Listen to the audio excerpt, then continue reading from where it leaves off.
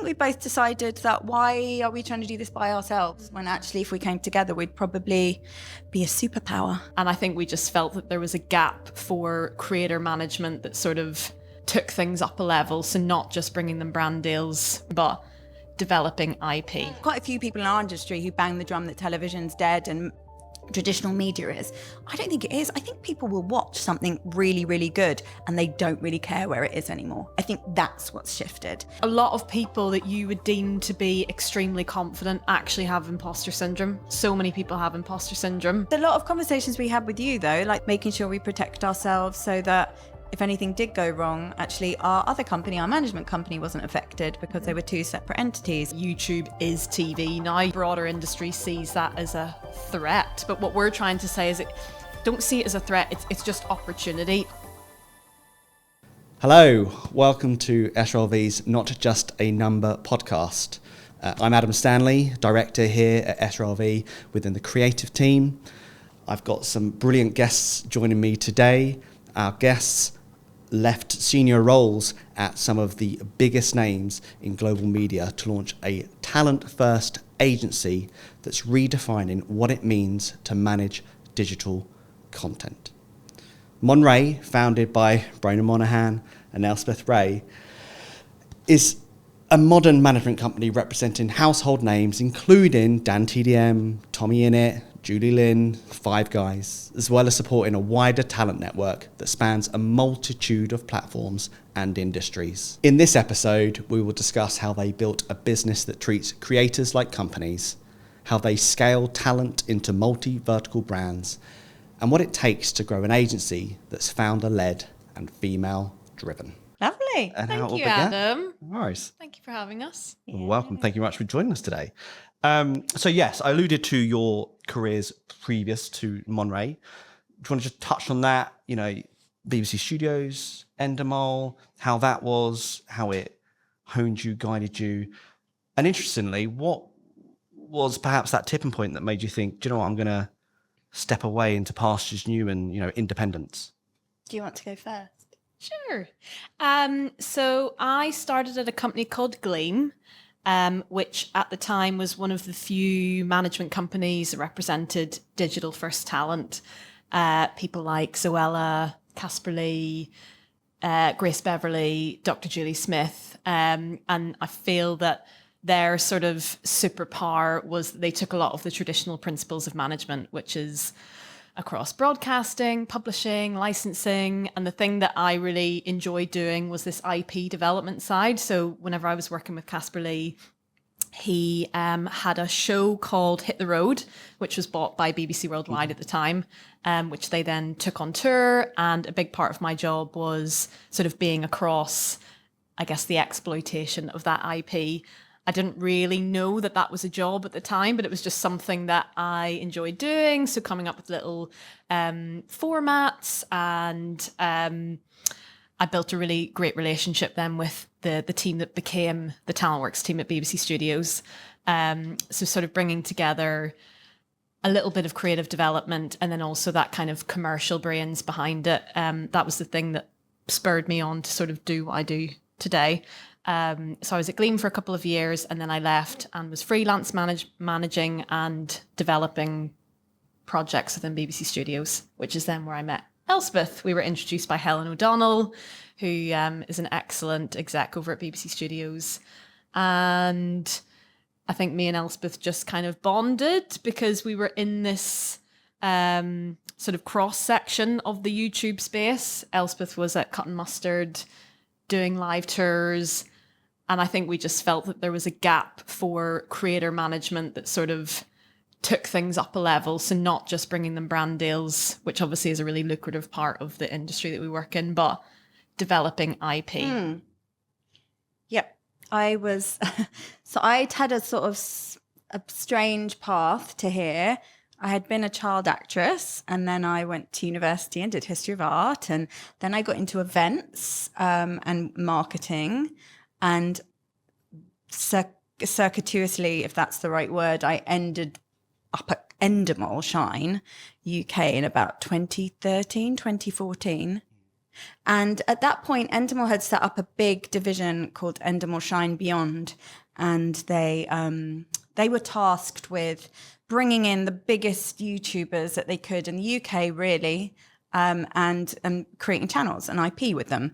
And I worked across some big gaming shows there, because it's still a big part of the online YouTube world is video games.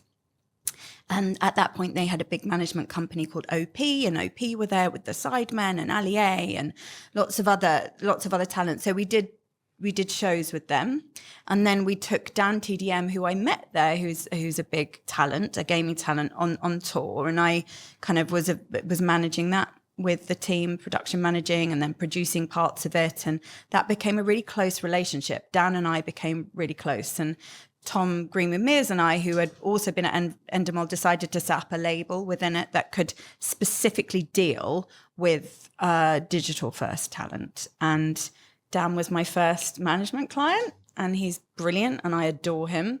And in 2019, after, touring Dan twice, once across the world, once in arenas in the UK, I'd met my lovely husband, who now husband, and I got pregnant. And I thought, I can't be touring. I found out I was pregnant in Glasgow Arena toilets. And I thought, I don't want this. What a story that is.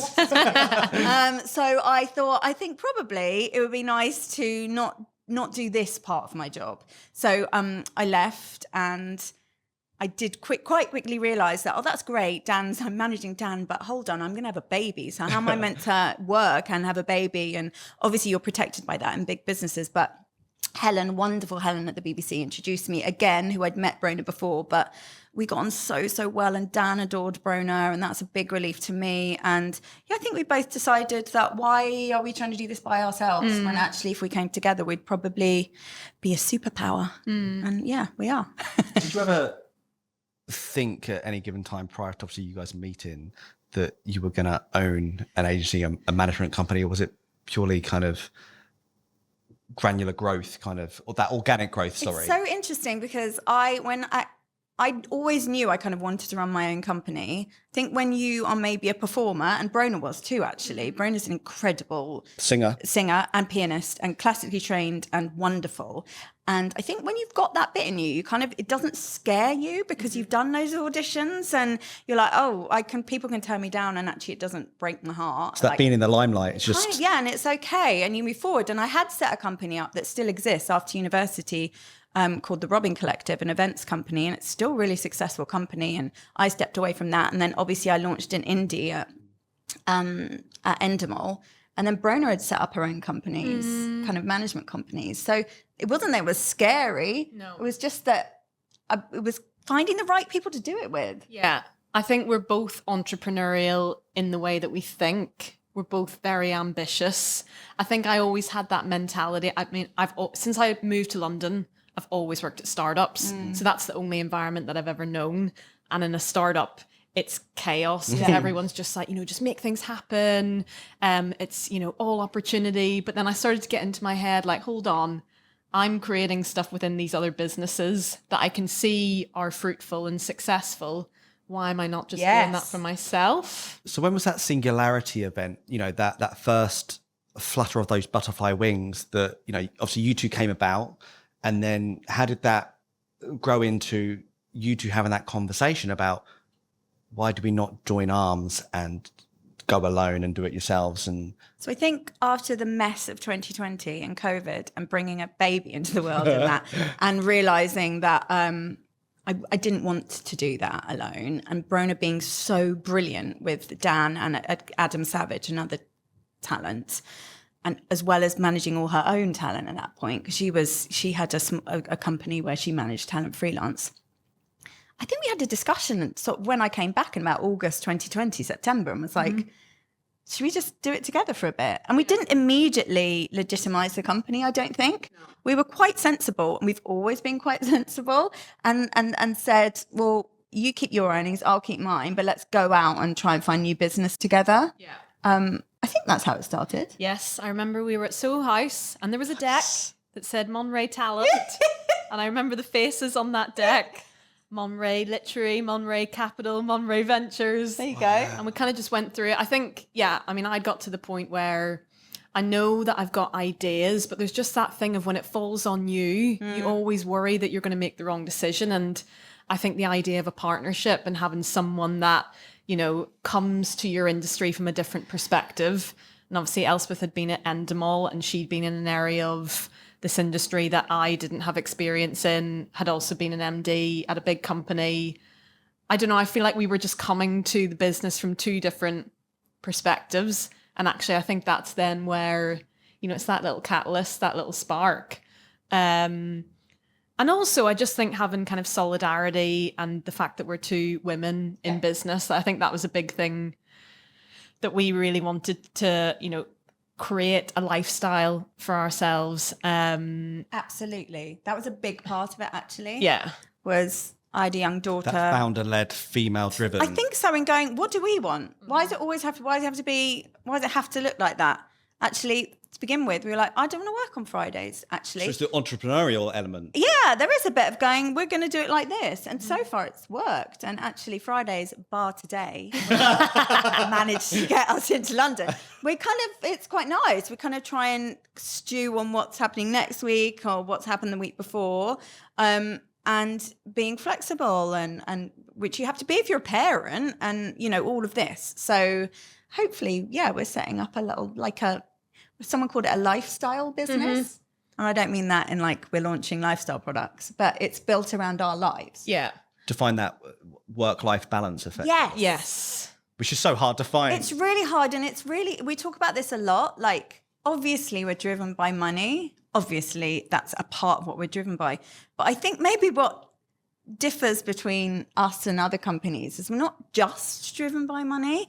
We're driven by, can we be flexible? Can you pop off and go to this place for work flexibly next week? Or do we want to do that? I don't think we do. They're not the best people to do it with. So should we just not do it? Yeah, let's not do it. Okay, we might lose out on financially, but it's that risk taking. But from like a personal health or even company health. Yes. Like, well, yes. Well, I think, and post-COVID, a lot of those sort of structural, I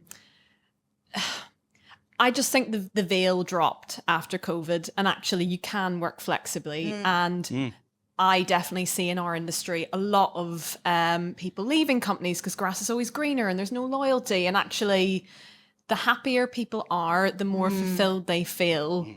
Hopefully the better work that they're going to deliver. Yes. So I think it was just taking a lot of the things that we got frustrated by in previous companies and then just trying to implement that in our own business. And actually, yeah, I think that kind of scale mentality, it's just, you know, we're big thinkers, but we're not at the expense of, I guess, the mental health of our staff and of our talent.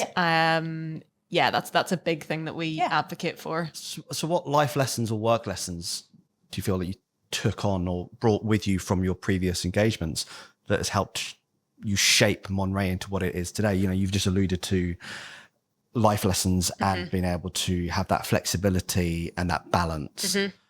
You've even mentioned that sometimes it's not worthwhile working people into the ground because it's not beneficial in the long run. Correct. I think it's really interesting, and we get approached about investment a lot. We represent some massive talent. We have a small production arm that we're hoping we can build out, and actually working with you has been really helpful to understand why we should have various different entities and what each of them do and how they separate out. But we haven't taken investment, and we've been really lucky and done. I say lucky, that's such a female thing to say. We've worked really, really hard as well. We've worked really, really hard. We've worked with really good people. We've made sure that the people we have around us, we really, really trust, give us brilliant advice. And we're at a point now where I feel really, really proud that what we've done has been solely like built on what Bronagh and I, and then the wider team, they've slowly come in over the last year.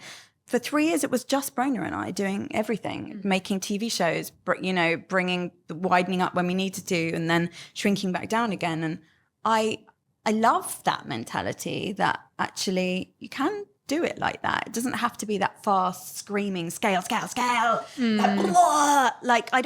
doesn't sit with either of our personalities either, I don't think. So we're in the business of people. And we're also in a business where those people often are seen as commodities, and those are commodities for sale. And we've seen where those sales have happened, and then that has been detrimental to the relationship, to the actual like value of the business. You can see how it happens because, again, people are incentivized by growth, they're incentivized by money, and actually it can ruin the kind of fabric of the relationship. To the detriment of the greater picture. So what we've tried to do is look at like, well, why has that gone wrong in our previous businesses? A lot of it is because we're not all speaking the same language. There's a lot of, I think, snobbery in our industry. I used to use this phrase at Elspeth, like, I hate that phrase, but this like bridging the gap kind of concept.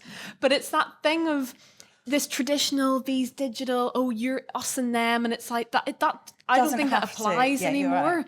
Because actually we live in a time where it's like, what is content? What is TV? What is talent? What's an influence? Like we're all actually in the same boat now. People like labels because it helps them But understand. the rules have changed dramatically. Yes. Over this huge period of technological growth, where you can't necessarily use a label for a traditional talent for someone who has grown up in a tech world that isn't your traditional actor or whatever, because they are selling a different product, selling a different brand via different avenues. Yeah.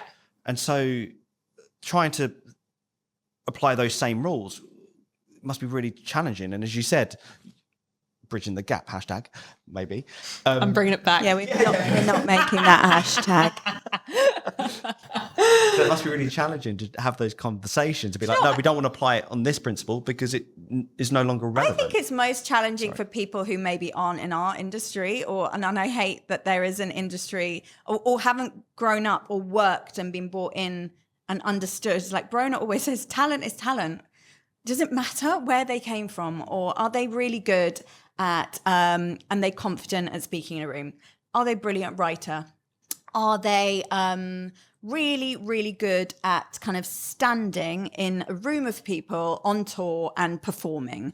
Not everyone can do that. It kind of doesn't matter if they didn't come through a traditional route to get there and they built it up online. They should still be able to do those, kind of have access to the things that a traditional talent had. I think it's harder for people in TV because they're like, and films, they can't quite understand it because it's been a different route in, I suppose, and it is working for lots of people.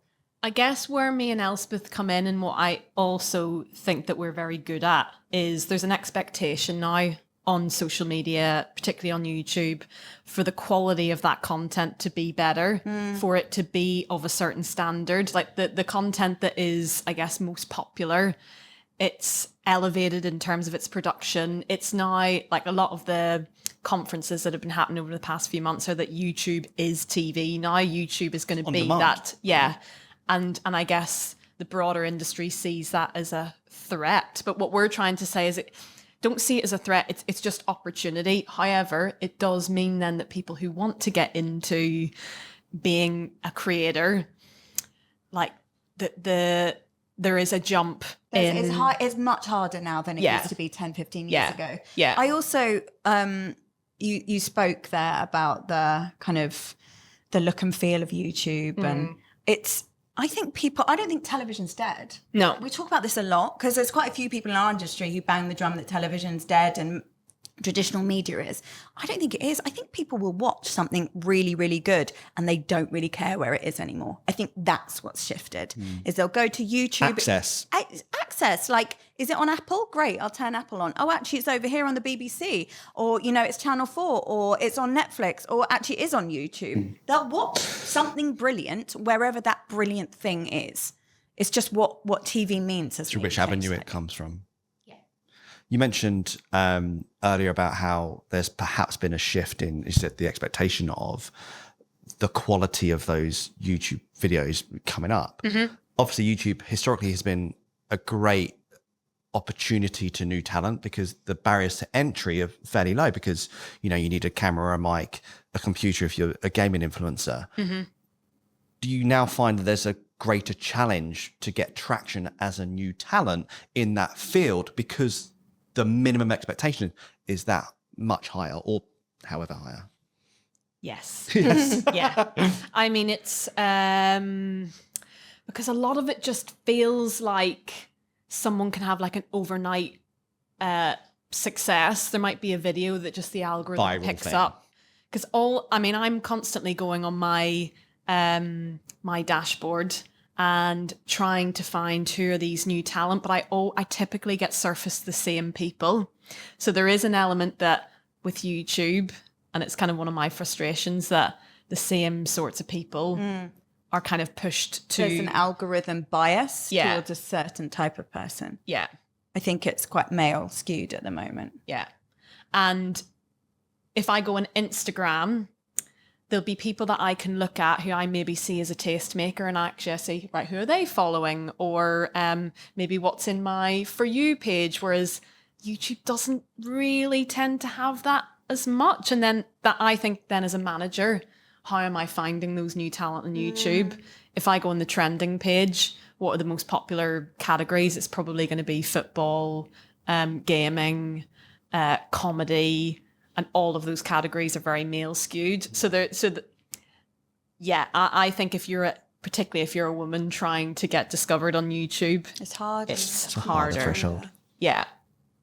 You mentioned, actually you haven't mentioned, sorry, scrap that. We've been discussing a lot about talent, obviously, and MonRae prides itself on being creator first as a talent agency or management company. What does that mean, creator first?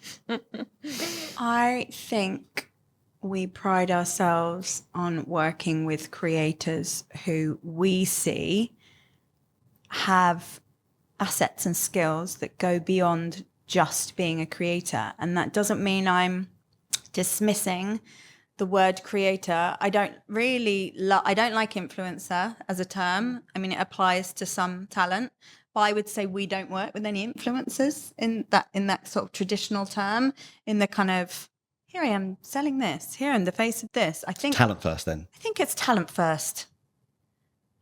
Absolutely. It's kind of, again, I'm just back to the point. It doesn't really matter where you came from. Most of the talent that we represent, if not all, we insist that they have a really good, active following, ideally on YouTube. And that's because on YouTube, we don't take commission on anything you make on YouTube. We're not really across that unless we're bought in to produce something. You're therefore going to have this really lovely steady income if you're getting it right. So then you can kind of, the risks are lower in a sense. If we do go out on tour, or we do a book, or we do a big merchandise drop, or you do kind of go and do a TV show or write a script, we want to find and work with talent that are able to kind of work in any part of media. I think probably. Are you a writer? Brilliant. Do you have you want a column? Brilliant. Let's set you over there. You want to do a comedy series? Great. Let's set you up with a traditional production company and see if we can get that away. Like, we're really, really good. I think our specific skill set is is bridging that blinking gap, but like bringing traditional people over here and going, look, there they are. Let's do something together.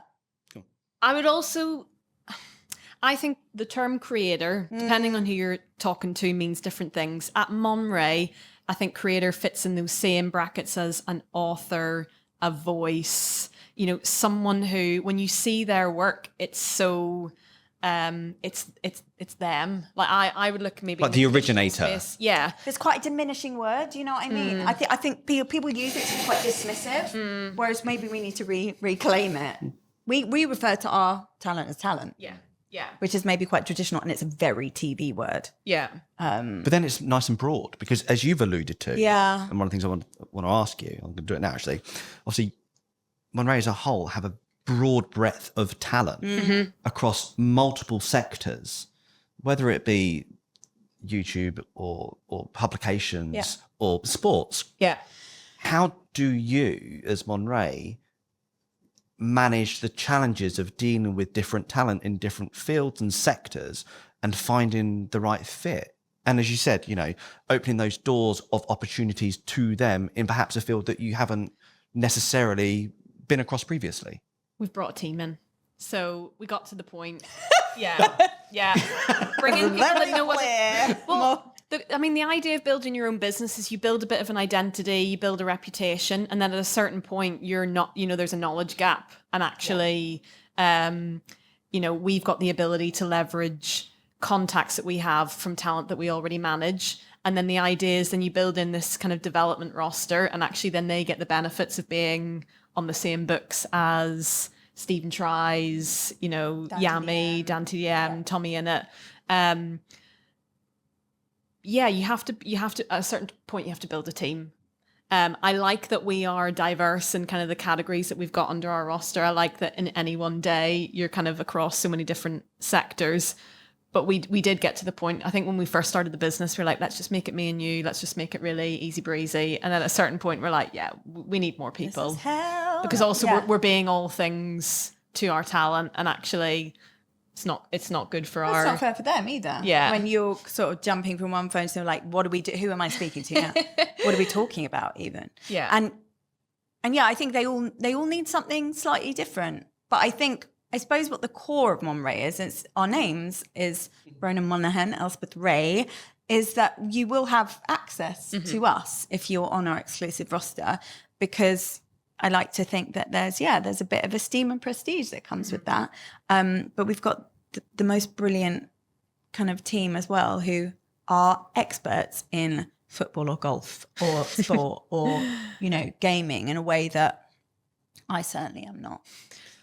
I was also just going to say, I think the kind of the thread across all of them is that they can all tell a story. Yes. So they could, in our eyes, all of them could write a book, all of them could go on tour, all of them could have their own TV show, whether or not they're attractive to a commissioner at any one point, because, they all need to build up their numbers, sort of by the by.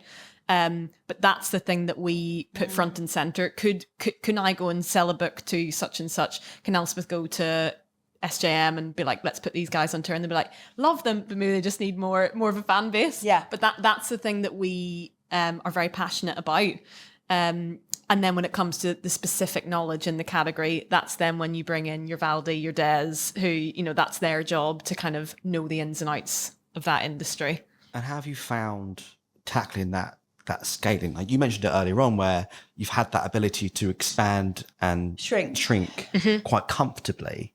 And obviously you've gone through a period of growth successfully. How have you managed to do that?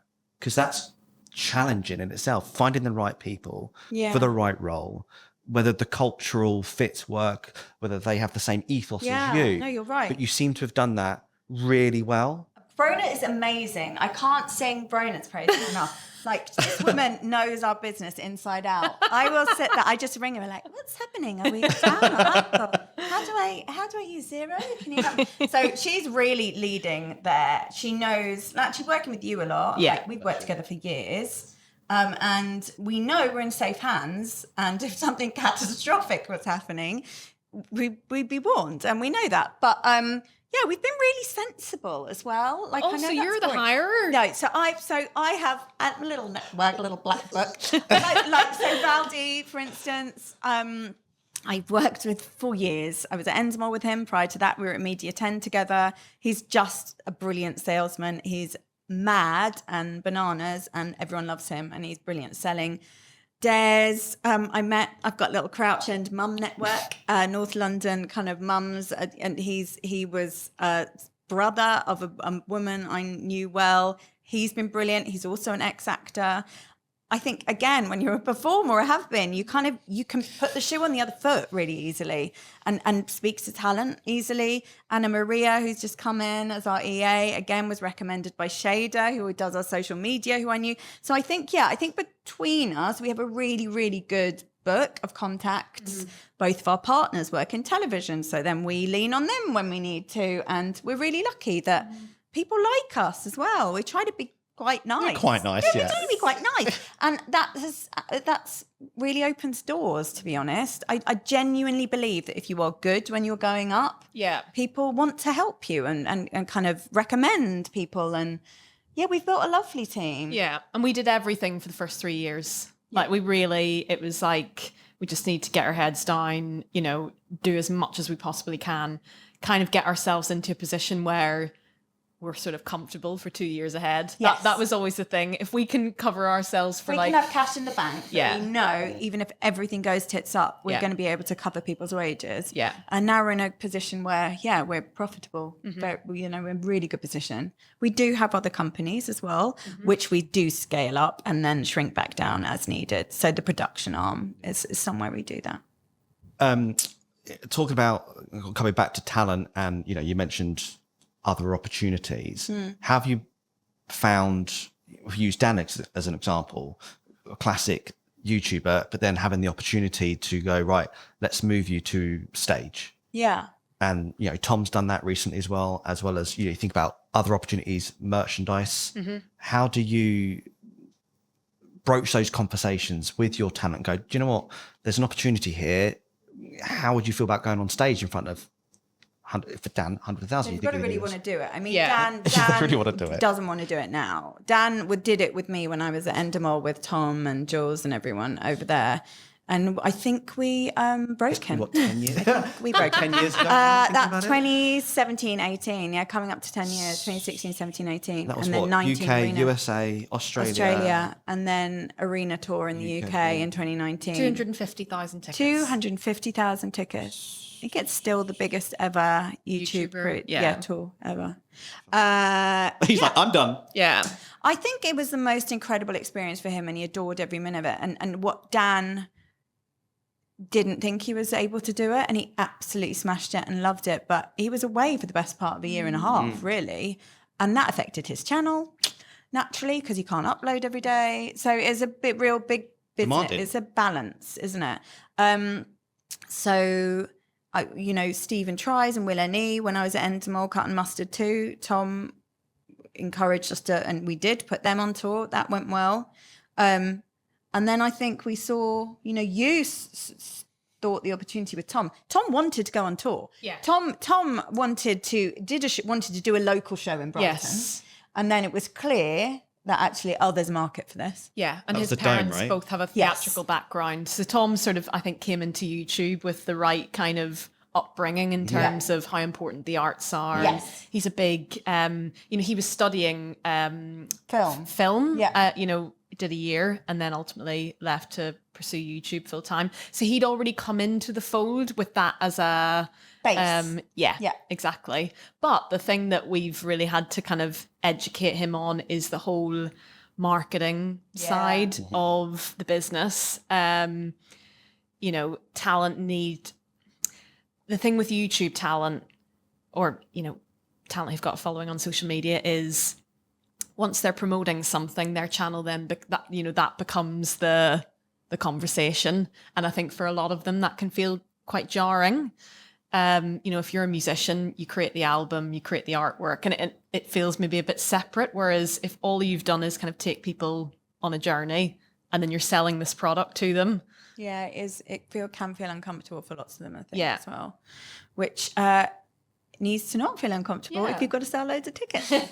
So it's a kind of meeting of two different industries there, isn't it? And both of them understanding and kind of balancing one another and accepting that this is my limit, and you guys then, or you need to boost your advertising over there, or maybe we need to do more PR. I mean, PR is a really interesting one as well. Yeah. About how important it is to raise your profile over there if you want to do something more traditional like a tour. And how did you find managing the talent in that live performance space, going from, as I said, on screen, on camera, to bums on seats on a theatre, an arena, and managing that whole The transition. let alone the production side of it and the personnel and trucking and freight and all of that? How did you guys? You have to find the right partners to work with, don't you? Because me and Bronagh aren't going to be sat driving a truck around North America. So I think you have to find partners that you trust. You go out to people that you worked with before. You go and ask people that have toured talent like you. And we work a lot with event merchandise, have done historically for many years. And what's their advice? And we found a fantastic partner in John at SJM, and he's been a wonderful advocate for working with Tom and other YouTube or digital first talent. So it's finding, again, partners you trust and who are really lovely to work with. And the ones that aren't, you don't work with again. Yeah, you don't work with them again.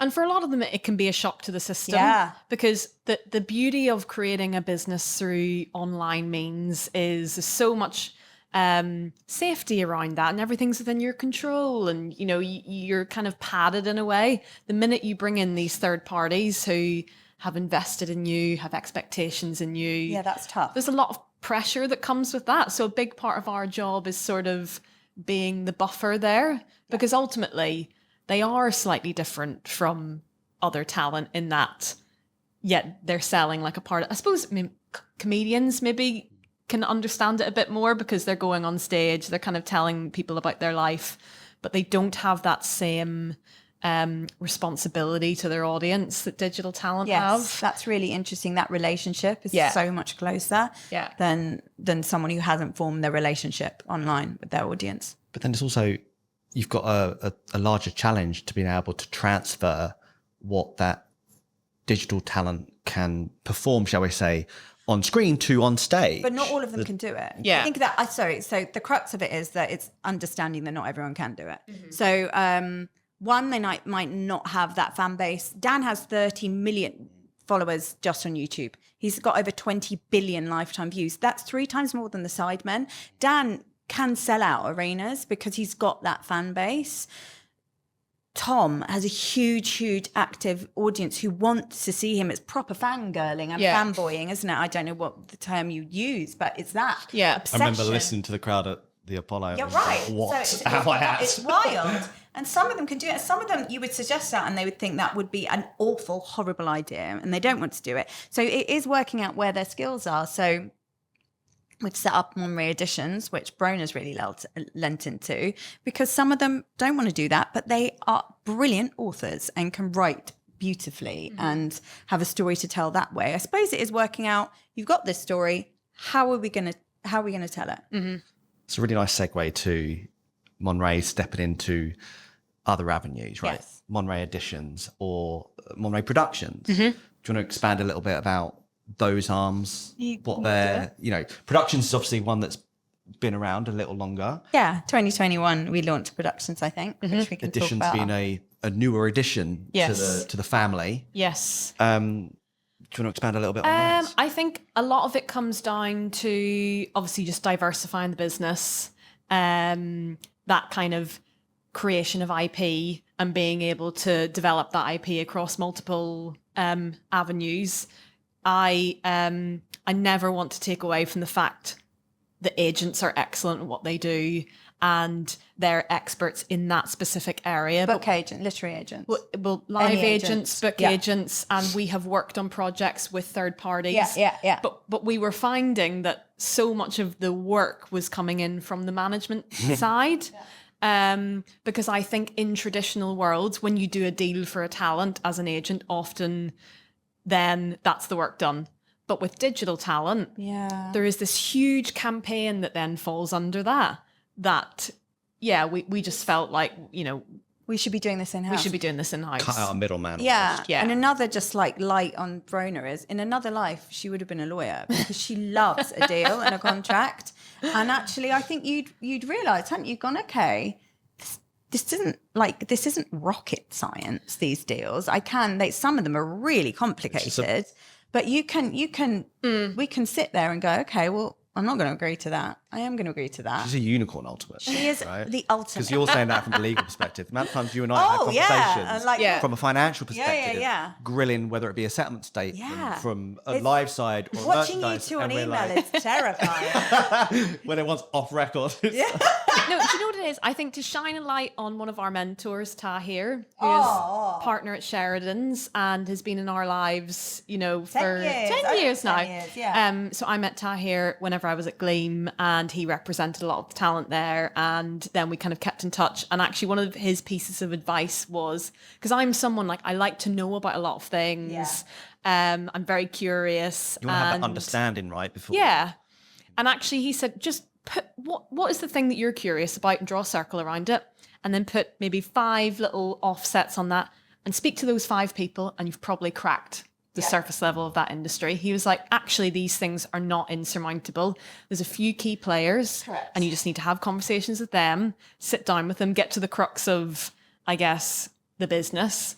and say yes to things. Like, I think we've said yes to things that, yeah, we might not have had years of experience in that. I mean, that's a great segue to MonRae Productions. Yeah. So MonRae Productions, Ian France, wonderful Ian France at Sky Kids, rang us in 2021 and said, I really want to work with Dan TDM. I also want to work with Ethan Gamer, and we work with Callum at Viral, his agency. And I want to make a TV show for Sky. And I was like, great. Who's making it? And he said, no one at the moment. And we just immediately jumped. I said, oh, well, we'll make it then. And we did. And that was a real learning curve. And it was such a proud moment. Like, with 5 series, different shows in 150 episodes or So something the at different genesis was shows. simply someone. It was simply Ian said, going, and we go, yeah, I we'll want to do it. this and this, but no one's doing it. Yeah, You're and I said, "Right, okay, we'll I'll do do it. We'll do it. So we set up MonRae Productions, and over 3 years, we produced masses of content for Sky Kids, featuring our talent. That was the interesting thing, which it felt like, I don't know, it felt like a lot of people want creator talent on television, but they weren't prepared to pay market value, or they weren't prepared to be flexible around their schedules. And what we did was we kind of reworked it. And it's quite simple, really. It was a gaming show, video gaming. It's not simple. It's really hard.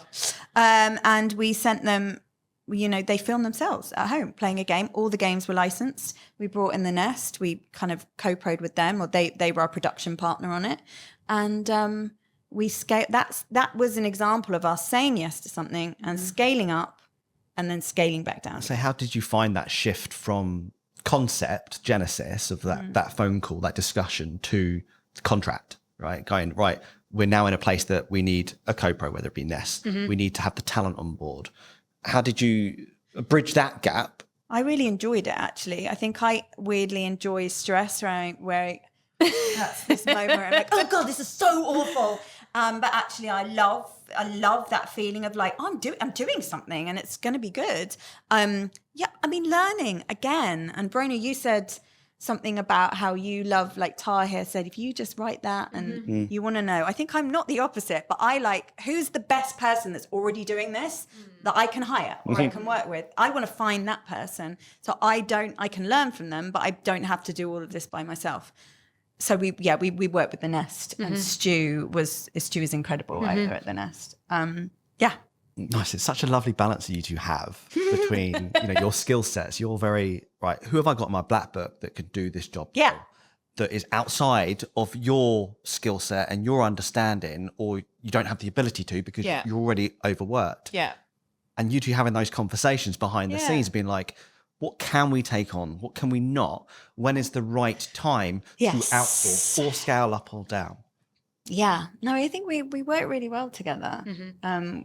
We're becoming like one brain. It'll be interesting when we're really old. We're probably like the two of us on a commune, not speaking. So going back a little bit to MonRae Prods, what were the considerations from a business perspective, the risks, the opportunities? What do you have to get in place to make sure that this was as safe as can be venture? Well, I mean, the service company aspect of it. So I think a lot of people... I think a lot of people say no to things because they're worried that they look silly or they don't understand the kind of business setup of it. But there are companies out there that ultimately shows get made because of creative and talent or format. Once you've got like, that's what the show wants to buy, and then actually the kind of infrastructure around it, that's what a production company does anyway. Production companies don't have teams of people that work for them full time. You usually have an exec and a creative person. So I guess in us, Elspeth's exec, I might come in and do a bit of creative. Do you know what I mean? Like, so those two parties already exist. And then I guess one of the things is that a commissioner wants to have faith that all the due diligence is done and all the leap. But again, you just bring in people that supply that advice. So that kind of service company aspect. There was a lot of conversations we had with you, though, like the advice about setting up an SPV, setting up a different company, making sure we protect ourselves so that if anything did go wrong, actually our other company, our management company, wasn't affected because they were two separate entities. And that's definitely been a learning for me about, oh, gosh, okay, I really need to make sure we're protecting ourselves here. But also having the opportunity to qualify for like the TV tax credit relief, all right? of that, And being able to use that to the best of its ability. Correct. I think we've learnt so much by just saying yes to things like you say. Yeah. But also being able to, as we're business partners, when Elspeth's busy over here, Yes. then I can tag in to, execute that project and vice versa. Because a lot of my friends who are sort of sole business founders, I think quite often they just feel so stretched because they maybe don't have that other person to lean on. Whereas like we're always going to be there for each other. And if someone is, a bit hectic on one project, like you're always going to have your Relieve them. support. We have very similar, I think in our ethics and what we're built on as people, I think we're mainly in line in the main, like, so we agree on most things, I'd say. Yeah. I haven't had a major argument yet. Maybe there's one coming up. That's what the next venture is. Yeah. Do you guys have this sounds silly. Do you guys have a plan? But I mean, are there other avenues or areas of the entertainment industry that you're like, we haven't yet really dipped our toe in? Is that something that is on the forefront? Are you quite comfortable where you sit, or you're like, no? It's interesting, isn't it? I think we probably do want to expand in certain areas. And one of the things that, setting up productions as a separate entity has allowed us to do is say, we probably don't want to take external investment into MonRae management because that's our baby. Those talent means so much to us. We've had to spend years getting that trust built up. So that wouldn't really work. But productions and editions, they're areas where other people can come in and we can work collaboratively or take investment from someone else and try and solve problems that we think probably do exist in the industry that maybe aren't being solved. Would you agree? Yeah, I think to come back to the kind of the expectation of quality from creators, a lot of that requires financing. Yeah. And there are, a number of YouTube talent that have been able to access that money because they're maybe part of collectives or, just are the most popular people on YouTube. So they've got that kind of cash reserve, whereas there's a bunch of creative talent who I think don't move forward because they're maybe not at the level that a TV commissioner is interested in them.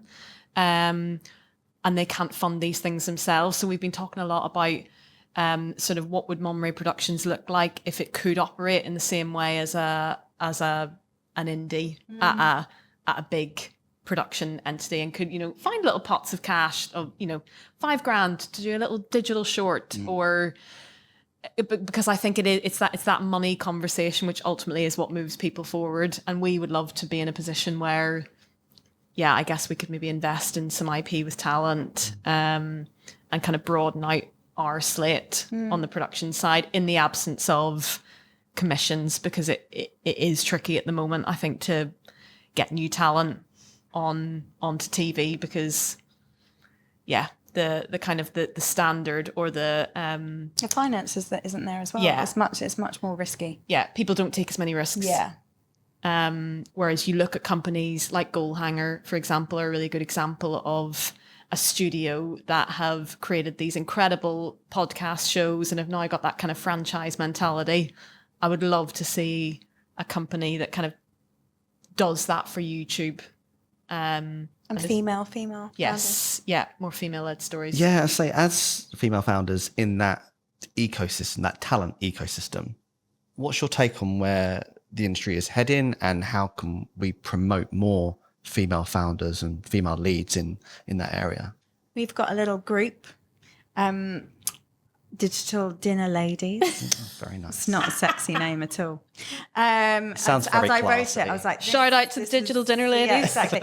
So we have about 20 females who manage the biggest talent in the UK or globally at the moment, who lead big production teams, who are in-house at broadcasters, all women, because we really, really recognise that there's certain things but I'm so bored with gender, but, it just does happen. And having a young girl myself, I noticed that something happens quite young. I don't know why, I haven't taught her, but there's certain things she likes to do that, that the boys aren't doing. And that's simplifying it. So I don't want, that's not a kind of blanket statement. But I think I'm terrible at bigging up myself on LinkedIn. I hate it. LinkedIn as a platform makes me feel quite queasy.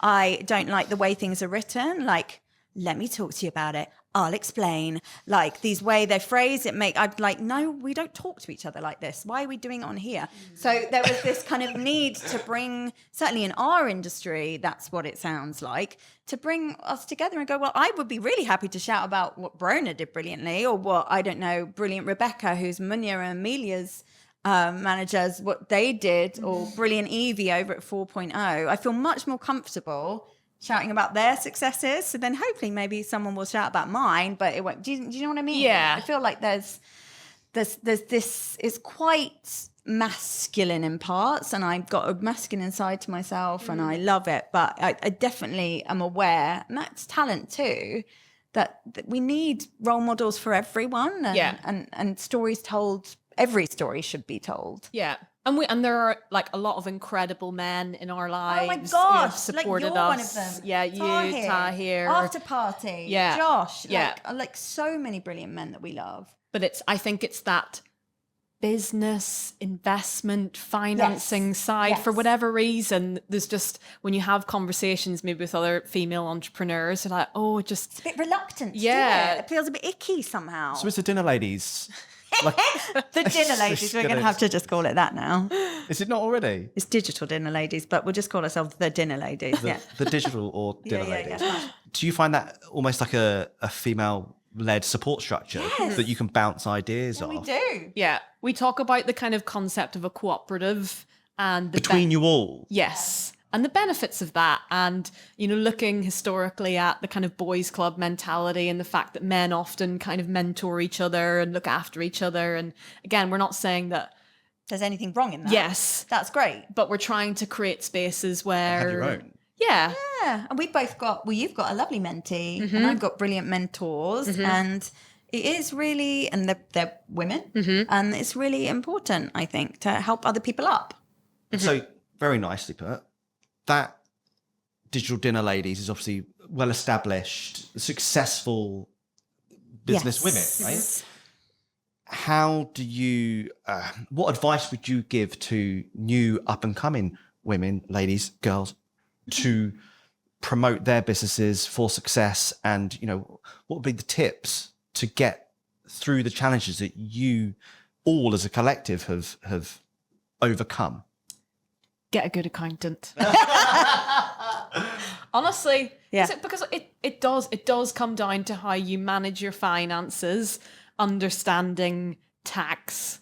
Like, I've been in very uncomfortable situations in the past where businesses have not been quite fully thought through because of kind of lapses in keeping Financial tabs on judgment. the you know, turnover and the net profit and all of those things, because ultimately you've got to protect yourself. And like, we always introduce kind of our network to great financial advisors, and like, think about your pension and think about About who your lawyer is. Again, shout Yeah. out to Tahir, who's Yeah. been so brilliant, like you, at supporting us Yeah. and bringing us up too, and, you know, teaching us and mentoring us.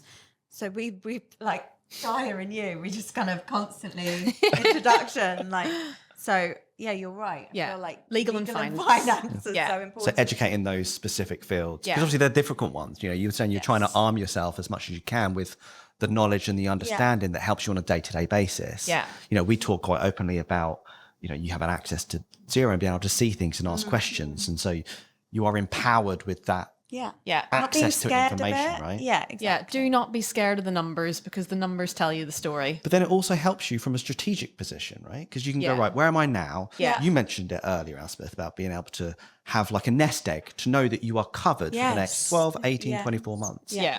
And building systems and processes around it, that sounds really boring. But protectionary measures to make sure that you guys are comfortable. It's really girls are important, and comfortable in the future as well, like how important pensions are, and, you know, investment opportunities, which, you know, whether it's in stocks and shares, High and interest we've done- bank accounts. high interest bank account, and all beauty of of that, interest. yeah, all of that, like playing the game a bit, I Yeah. suppose. Which for some reason, females or women in the main, or maybe this is just me and like my group, seem reluctant to do in the same way that males do. I don't know why. Again, maybe that's too much of a stereotype. Well, just valuing yourself, because I think the structures of business, they can create these environments that are awkward or, you know, hostile. And actually, like, we live in a time, I mean, we're in London here, it's one of the most expensive cities to live in, And hottest. and hottest. And so you've just got to take all those things into consideration. And you know, we've been talking about kind of upcoming digital dinner lady sort of panels and workshops that we're going to do, and just having difficult conversations, because I think often that can be seen as a male skewing thing, that men can like have difficult conversations, and they're assertive. Yes. So a woman's a bit of a nag, or she's a bit she's a bit mouthy, isn't she? Do you know what I mean? And those words still get said. Yeah. They're still like Bit emotional. Yeah, she's a bit much, isn't she? Blimey. Like, okay, I'm just saying the same as you are. Yes. But I don't know why hysteria has entered the chat. No, we like to challenge stereotypes. Be assertive. Yeah. And is that where that WhatsApp chat is like, no, you have the power to do this. You should do it. Combat it. And asking questions that maybe, again, you feel stupid. Like, Yeah. Of each other or of other people? No, just going, okay, this happened at work today, or I know this feels crazy.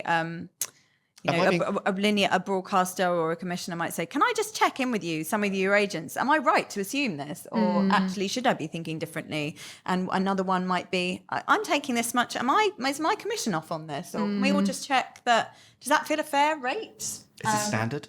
Yeah, right? Yeah. I think like a lot of people that you would deem to be extremely confident actually have imposter syndrome. So many people have imposter syndrome, and they just need someone to. So say if you are the top of your business, who do you have telling you that do you know what I mean? So I think what we're trying to do is create like a bit of an environment where if you are under a lot of pressure because you're clearly very talented and you're, you know, doing great things in your business, that we can all just be there to be like, yeah, you know, you're doing great. You're doing Keep going. great. That's the right thing. So what would you say to those new female-led businesses, founders, directors, shouters, whatever, whether they're in a cooperative, going solo, how do they breach those conversations, or what advice can you give to them? Be like, be assertive, be confident, or ask questions. Yeah, and find your network, find your little group of people that you trust and you kind of learn to grow with and love, and you want to see them succeed as well, because you'll help each other along the way, definitely. I really believe in mentorship. I think it's so important to have someone who you don't work with, who's maybe in a different part of the industry to you, that you can learn something like slightly different from. And again, that you can just have an opportunity to just ask questions in your own time. So with business acumen, but not necessarily relevant to our industry business experience. Yeah. So you always get like an impartial third-party perspective going, well, in my circumstance, this would happen, and you can try and apply it in a similar place. And it could be like a very clear mentorship structure where, you know, Sophie, who's my mentee, she actively approached me, and, you know, we'll kind of meet up every couple of weeks and she'll bring me to events, or I might invite her to something. Or there could almost be people who are like soft mentors that actually you just, my mentor, Tanya Shaw, was MD of Shine UK, and then introduced me on a blind date to my husband. So she became more of a soft mentor after that, because she became part of my personal life as well. And Have you forgiven her yet? I know. I'm still extremely angry with her. And she ruined my life. No, and she's my daughter's godmother. But I rang her the other day and I asked her a business question. I was like, can you help me? Can you just coach me through this? I feel really upset about this thing. Am I right to feel upset? And what should I write back in my email? Because I feel like I can't quite work this one out. Can you help me? And she did. That's so wonderful and helpful. So yeah, find people that you admire and like and kind of trust. Yeah. Nice, very nice. Thank you both for coming on today. If anyone has any questions or queries and want to fire them at you, obviously Elspeth, best place to go is LinkedIn, clearly. Love it. Yeah. But alternatively, where can they get at MonRae Management. Hello at MonRae Management. It's our email, and you can follow us on Instagram at MonRae Management as well. Nice, super amazing. Thank you again for coming. Thank you, Adam. Thank you kindly.